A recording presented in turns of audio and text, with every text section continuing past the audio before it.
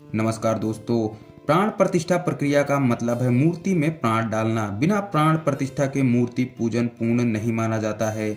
मूर्ति में प्राण डालने के लिए मंत्र उच्चारण के साथ देवों का आवाहन किया जाता है। इसलिए जिस प्रतिमा को पूजा जाता है उसकी प्राण प्रतिष्ठा करनी जरूरी माना जाता है।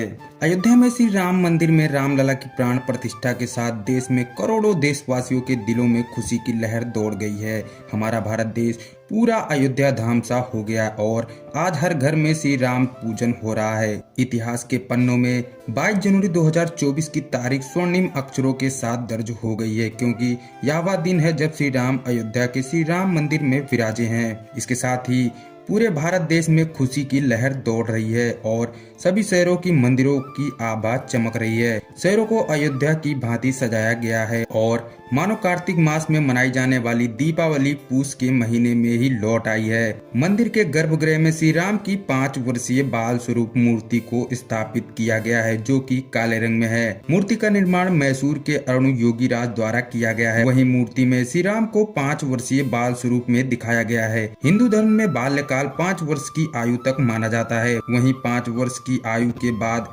बोधगम्य शुरू हो जाता है। इसके साथ ही मान्यताओं के मुताबिक श्री राम जन्मभूमि में बाल स्वरूप में ही उपासना की जाती है।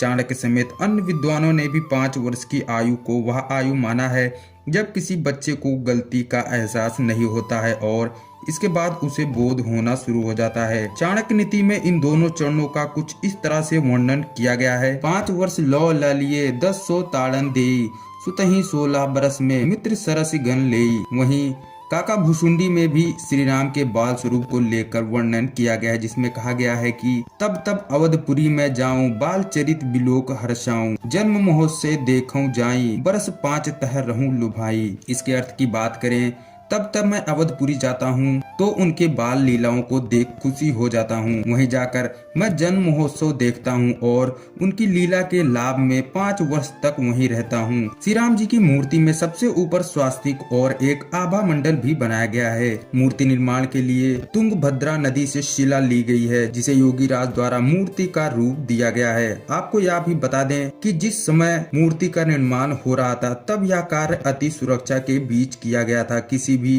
व्यक्ति को मूर्ति को देखने की अनुमति नहीं थी। गर्भगृह में जिस मूर्ति की स्थापना की गई है उस मूर्ति की ऊंचाई 51 इंच है। भगवान श्री राम बाल स्वरूप में कमल के आसन पर खड़े हुए हैं, जिनके बाएं ओर हनुमान, मत्स्य कर्म, विराट, नरसिंह, वामन, ओम, शेषनाग और सूर्य हैं, जबकि श्री राम के दाएं ओर गदा, स्वास्तिक, हाथ में धनुष, परशुराम, कृष्ण, बुद्ध, कालकी और गरुड़ हैं।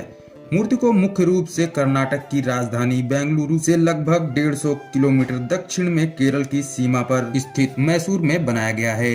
अब सवाल है कि आखिर मूर्ति का रंग काला ही क्यों रखा गया है। महर्षि वाल्मीकि रामायण में लगभग श्री राम के श्यामल रूप का वर्णन किया गया है, इसलिए प्रभु को श्यामल रूप में पूजा जाता है। श्यामल शब्द के कारण श्री राम की मूर्ति का निर्माण श्याम शिला के पत्थर से किया गया है। यह पत्थर बेहद खास है। श्याम शिला पत्थर की आयु हजारों वर्ष मानी जाती है। यही वजह है कि मूर्ति हजारों सालों तक अच्छी अवस्था में बनी रहेगी और इसमें किसी भी प्रकार का बदलाव नहीं आएगा। वहीं हिंदू धर्म में पूजा पाठ के दौरान अभिषेक किया जाता है। ऐसे में मूर्ति को जल, चंदन, रोली या दूध जैसी चीजों से भी नुकसान नहीं पहुंचेगा। दोस्तों यही था इस वीडियो में। आशा करता हूँ वीडियो आपको पसंद आई होगी। वीडियो पसंद आई तो लाइक शेयर जरूर कर दीजिएगा। इसके साथ ही आप हमारे यूट्यूब चैनल को भी सब्सक्राइब कर लीजिएगा।